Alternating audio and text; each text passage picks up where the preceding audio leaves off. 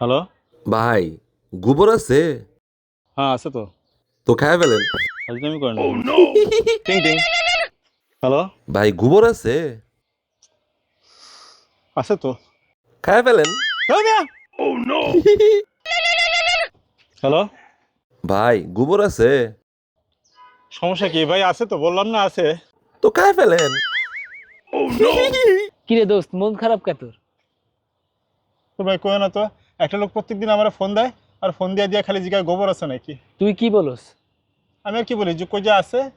পরে কি বলে? আমার কয় গোবর খায় ফেলতে। তাইলে তুই বলস কেন আছে, কবি নাই? আরে তাই তো। ইয়েস। হ্যালো। ভাই গোবর আছে? আরে কি আর গোবর, কোনো গোবর টোবর নাই।